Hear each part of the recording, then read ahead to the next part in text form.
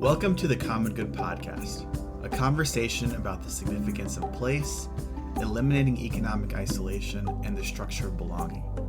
My name is Joey Taylor, and I'm the producer of the podcast. For this episode, Devin Buston and I speak with Mary Pierce Brosmer. Mary founded Women Writing for a Change, and for over 30 years, Women Writing for a Change has provided a safe and non-competitive environment for individuals to develop their writing skills, cultivate their creativity, and strengthen their voices. In their programs, writers find community, connection, and meaningful conversation. We speak to Mary about her poetry, how she holds space, her life as a teacher, and what led her to develop the organization. We began with Mary's poem, Questions. Questions. 1. Original. What new things do I have to learn about myself in the world? About myself in the world, I am not a thrill or novelty seeker, nor do I thrive in any scene, social, arts, activist, or otherwise. Neither am I a recluse, hermit, contemplative. Stop. Back up. Start over. I am learning about myself in the world that I'm inhabiting it as a contemplative. And that doesn't mean as a cloister, but it does mean a small enough life to look not just at, but into things, and not too many of them. Emily Dickinson, re-engineered as an extroverted, love to learn and work with others, split personality who uses Facebook. 2. Revision of original question. What new things do I have to learn about the world? I thrill still at the E.O. Wilson estimate that there exist 10 million species of creatures on the planet, and that we know perhaps 2 million. I am learning about myself that precision is not in my nature, remembering the sense of his words, and the awe they precipitate satisfies. The numbers are mere markers. I love witnessing geometrically expanding, understanding, intersectionality, categories dissolving into continuums. I contemplate the quantum, holographic, genomic, genetic, mimetic, mythological, fractalized, archetypal wow factor, instead of collapsing in the face of the impossibility of my precise understanding any of it. Which is not to say I am not sometimes afraid. My fear is mostly static, from a brain wired for then, adapting to the world of now, and how that discomfits me. All of which brings me to poetry. I design my poem, and I read yours as a universe to look, to live into, and like it or not, I do like it. Poetry has exploded into multiverses, a quantum continuum of fractals, archetypes, myths, and memes, undiscovered species. That just feels like such a wonderful place to start in your poetry. I feel like your whole collection that we've received, it has such a flow to it from poem to poem. One thing that caught me right away was that you said, I am not a thrill or novelty seeker, nor do I thrive in any scene, social, arts, activist, or otherwise. And just within the last 6 months, I've heard so many times people say, have you heard of Women Writing for a Change? And it feels like you in this city have made social, arts, activist scenes thrive. You've contributed so much energy to that. I'm using the word scene there as indicating performative. My naivete was great. I'm extremely idealistic and came from a small town in working class roots, and I'm proud of that. And I was just coming into the world in which, it was going on marches in Washington for women's rights and all of these things. And then I began to feel and perceive the competition, the not listening to each other, the not safe space. So we were becoming the thing, in my opinion, which is an oppressive groups, rather than being ourselves what it is that we wanted to see in the world, which is birthing places of belonging. And I hope with my whole heart, Women Writing for a Change was that, because I am that. And in the beginning, I pray that the pressure on all organizations to commodify to survive, and I don't think it's there. We may have always had people who wanted it to be there. To shift just a little bit into your own biography, it sounds to me like there was a choice for you at a crossroads of your life where you had the option, you say, of either constant resistance or complacent cynicism. Instead of kind of acquiescing to that duality, you said, nope, I'm going to create another living system. Yes.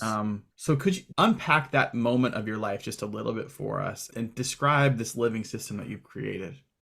Teaching was my vocation. From the time I attribute it to early classroom experiences in a Catholic grade school, and the teachers that were beloved and the ones that I thought, I can do better than that. Being with people as they find something new is just like, whoa. And I love young people. I wanted to be a college professor because I felt that the level of the academic challenge, intellectual challenge, would suit me better. And it likely would have. I mean, it might have. But I did a master's degree, and then I was working on postmasters and had a plan to go to the University of New Hampshire and get a doctorate. But the year I spent in fellowship at Miami University as a preparation for that expressivist writing, I was shocked by the competitiveness and the dogmatic, I'm a deconstructionist and you're not, so we fight each other in journals. And then I had a dream, and everybody, all the women at Women Writing for Change know this. I dreamed one night that I was sitting at a dining room table with my mother's lace tablecloth on it, and there were women at the table. We were writing together, and I woke up from that dream and I wrote the first brochure for Women Writing for a Change. And through all of the energy I would have put into a PhD program and more and challenges into that. And I'm so happy that I did. We're celebrating 31 years of life. I love how this poem turns to the reader and says, I design my poem and I read yours. It addresses the reader on the same level. I'm listening to you as well. I'm not coming to you from the platform of a journal. I'm sitting across the table from you, just like in your dream. That's the most wonderful, wonderful image. I always laugh about a story. I probably shouldn't tell it. The first reading I ever gave was at Xavier when I was working on master's there. And May Sarton was supposed to come, and she got sick. And I had never given a reading or published a poem at that point. So I read that night, and the room was packed with my high school students and students that I was with at Xavier and my creative writing professor. And he said to me afterwards, you really care to be understood, don't you? Condescension dripping. And I said, yes, as you know that. He says, I prefer to think of myself as a hierophant above the people, dropping my words down, to educate. And he was serious. That's so alien to me and it was harming to a vulnerable student, actually, as well. I just wanted to go back to the first part of the poem for a second, the part that said a contemplative doesn't mean a cloister. It means a small enough life to look not just at, but into things, and not too many of them. I wanted to ask about how you go about not looking at too many things in a world of so much content always being offered. And it even speaks to the way that you're here in Cincinnati, like in the same place, building in this place for so long. Yes, it does. I am distracted because I want to read and understand more recently news, because I'm afraid. I'm afraid of what's happening in our culture and in our world. And some part of me wants to see accountability, but it's not good for my brain. not good for my writing. It's not good for my health. It doesn't do me any good. So I'm up early in mornings and I have contemplative quiet time before often the day gets away from me. I have one son, founded one organization. I lived in Columbus for college. This is the second place I've lived. And there's so much depth in everything. Just looking into the garden, I don't have to go all over the world. I'm interested. I've been to Italy, which is a homeland sort of place, but I am not capable of doing a lot of things well. And I want to do things well. And by that, I mean not get A plus, although I was driven by that as a girl, so I could go to college, but in order to tend them, because tending is paying attention to and listening. And so to tend my poems, I think of revision as tending after they've been birthed. You can see the strong maternal feminine archetype that is me. And so I'm happy, very happy with that life. I feel like some of what you're talking about here is this duality between empire, between the imperial story and what you describe as the emerging Earth community, which I love that phrase. But at the end of this piece that you gave us, you share a sort of belief statement with us, right? Mm-hmm. And you say, I believe in creating containers, well cared for, aired out, and swept regularly, and filled with flowers and children, and singing and feeling with truth and beauty for the welcoming and cherishing of life. Yeah. Goodness, that's great. That's amazing. I want to focus for a second on that container piece. And could we get practical? What Yeah. is the container that you are building through Women Writing for a Change? What does that look like? What are the specific ingredients of that container? The specific ingredients of that container are ritual practices. And people don't like the word ritual. It's got nothing to do with, but there are repeated practices, not dogmatic, but fluidly interpreted by every person who's holding the container, of gathering the community, everyone belonging, saying their name. Now many people say their pronouns. And then, not always in this order, but a quiet, beautiful place in order to listen within and to hear what the voices inside you are saying, to bring that into the world, and then have a space for it to be heard. We call that a read around, or you could have a small group space where everybody reads, depending on time, either all or some of what they've written. And you can ask for what I often call craft, but now I would say you can ask for tending feedback in your small group, where you have specific questions. Do you think this title works? Is this character believable, or gut, or whatever? And you can get feedback across that range. And then you leave with a piece of writing and yourself having been dignified by having been heard. And those are the practices. There was a retreat this past week for leaders here from around people who do our work. I wasn't able to go. And I know that they told me one of the chapters they read from my book was about the practices, how to create the container. And I think symbolically that the container is a womb. It's not a church made out of bricks where there's dogma, but a womb is a space where life and energy enter. It's a fluid space, but it's not so large that you're out there in isolation, having no place, like a child without contact. How did you figure out all the ingredients for this recipe? What was the process for you to arrive at this point? I try in every way to remember and pay attention to my lineage, but I talk about my mother's kitchen and I write about that. My mother's kitchen was a safe place when, do I want to say this? When our father wasn't there, my father wasn't there. And it could be a safe space if he wasn't drinking. Now I've said it. But everybody came to the table. Her women friends, they get together. A lot of women didn't drive, and who's going to go get the paychecks so we can cash them and get groceries, and they make plans and do things together. And my mother wasn't competitive at all. She was nurturing. And it's not uncommon for what I've just said.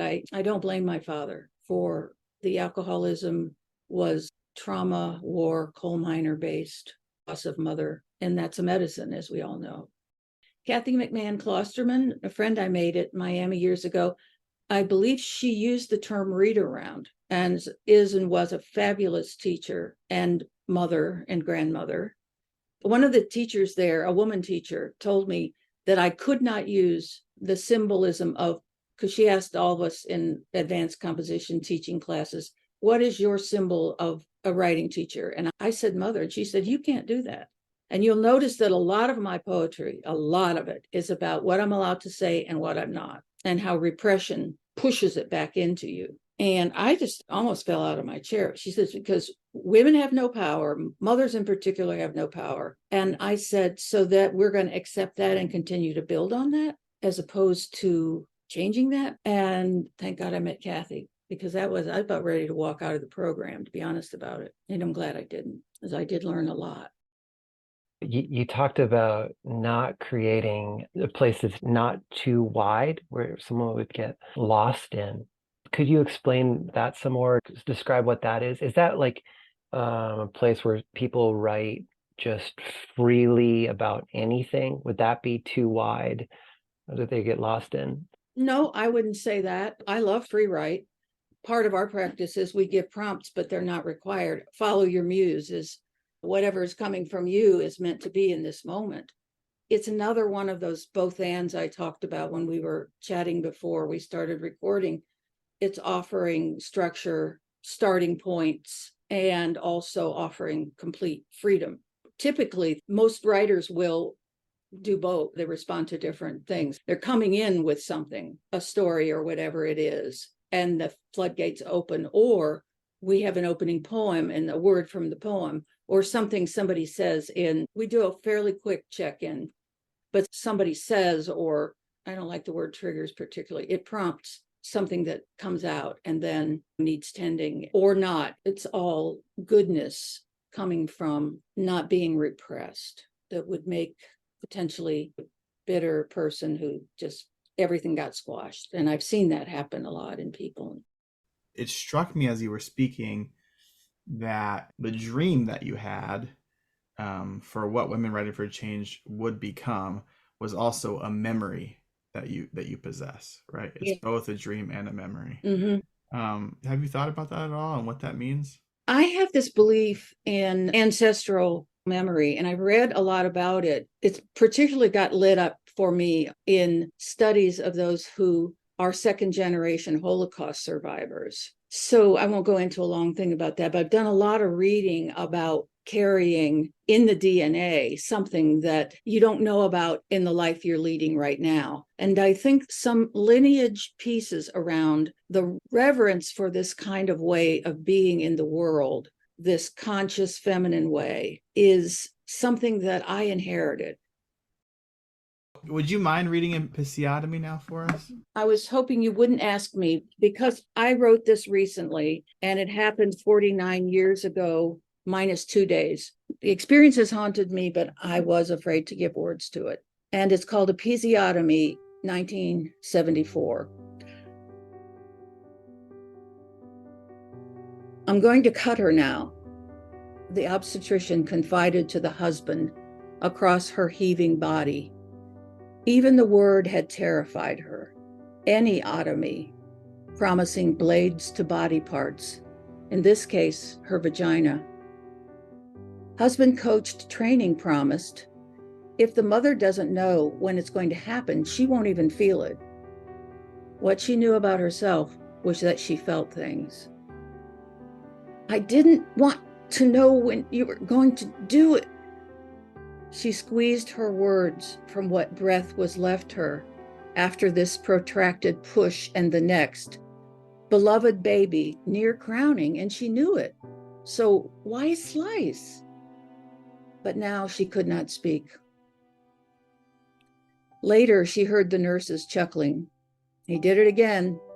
Got another one off the table in time for lunch at the club and his 2:00 tea time. 8 years later, the husband, leaving, cited her feeling things and her need to say what she felt. You even yelled at the doctor during labor, ruined the birth experience. what people can't hear, but what I can see looking at the poem is the way that that line is in parentheses, whispered. What she knew about herself was that she felt things. Uh-huh. It seems like it's right at the core of what you are inviting people to discover about themselves, that their feelings are valid and are speaking to them, and they don't need to be overridden by the loudest voice in the room, the most powerful, the most educated, whatever, the most privileged voice in the room. Absolutely. And that voice says, stuff it. My original sin was apparently the belief that expression is healing. And I'm not talking about any kind of performative, excessive, and I have a great deal of sadness about men in patriarchy who are taught how to counter that, who are taught in particular to stuff feelings because it makes them unmanly somehow.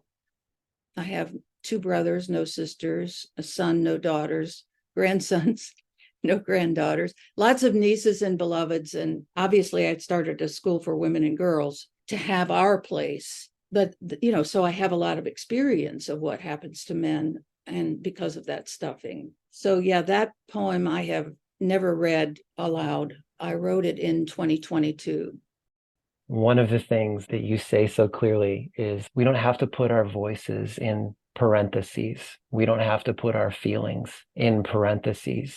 I grew up in French schools as an English kid.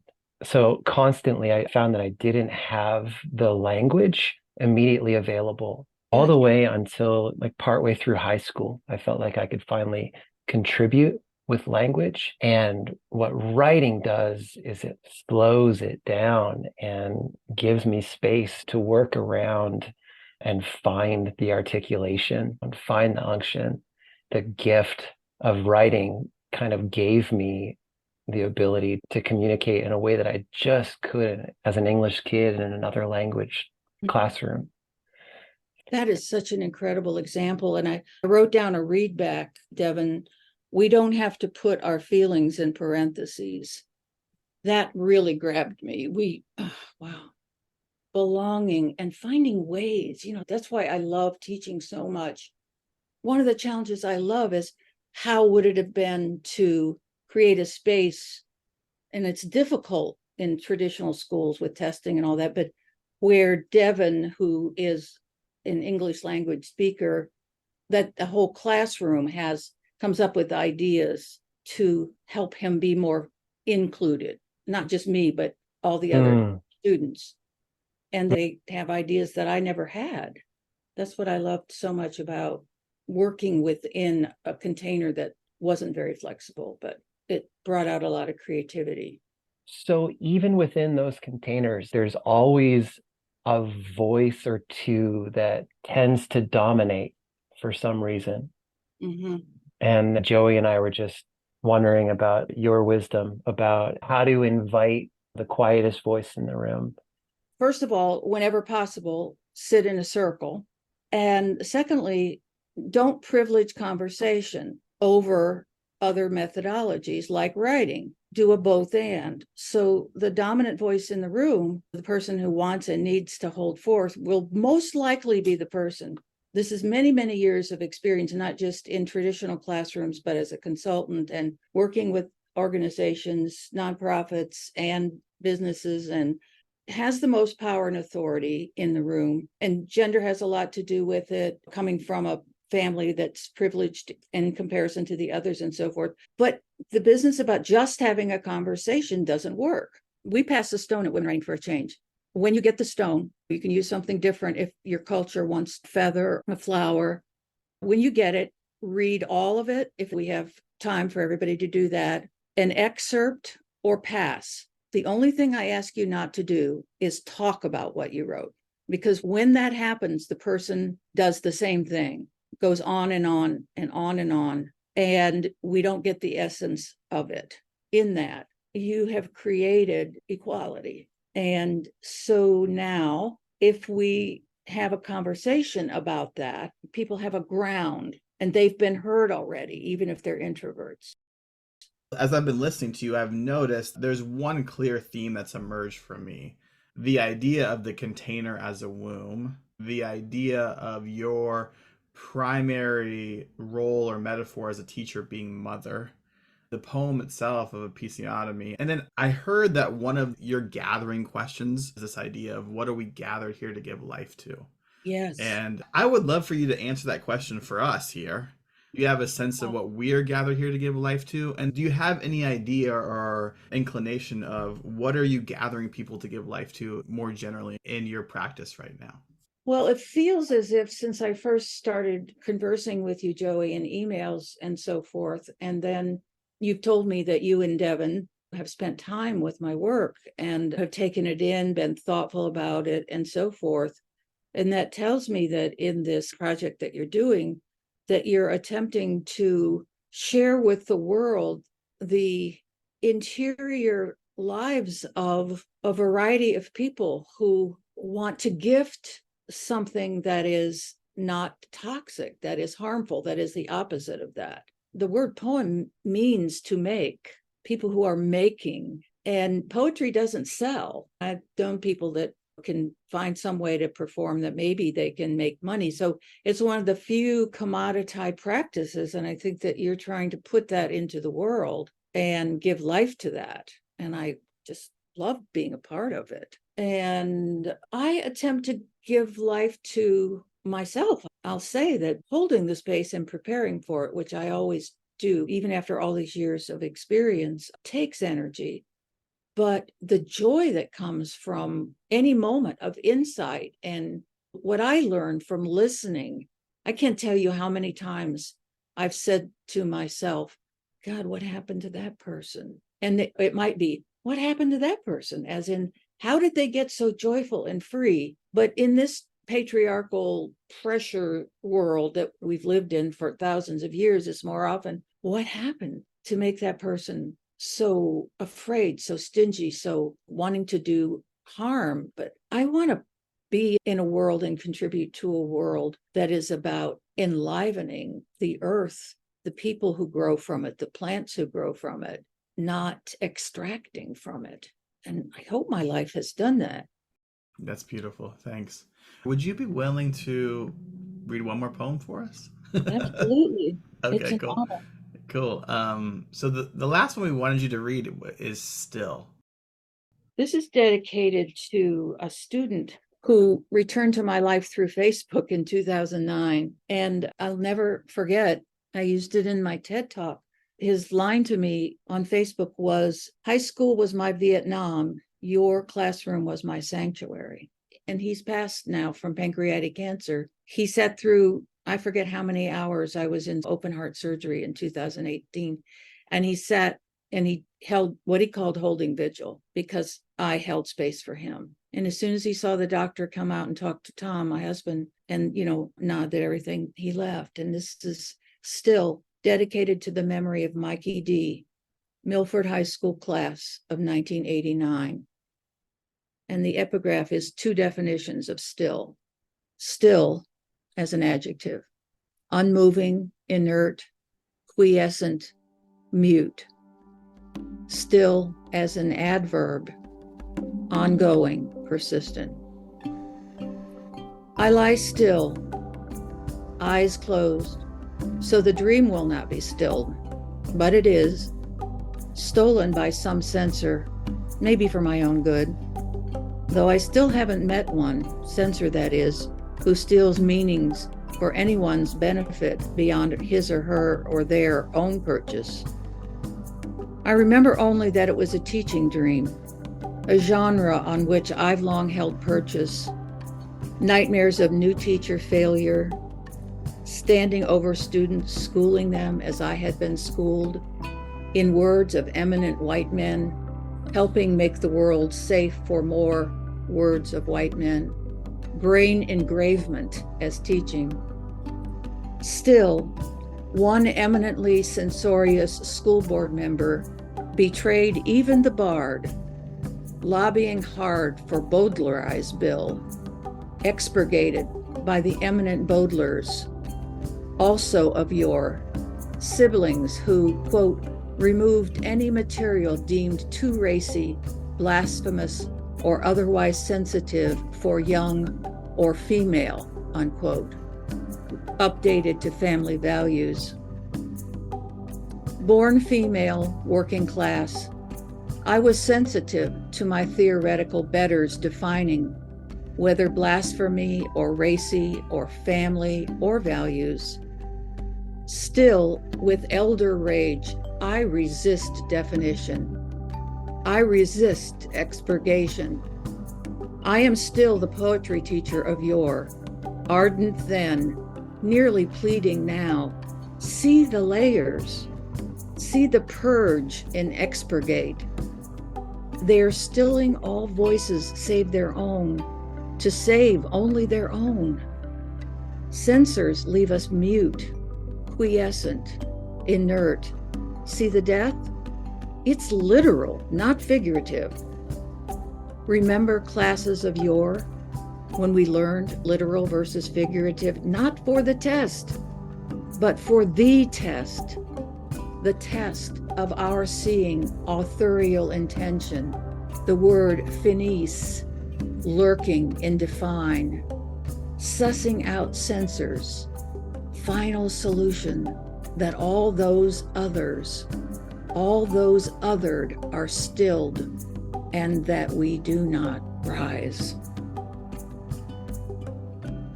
Thanks for listening. Check the show notes for more information about Mary, her poetry, and women writing for a change.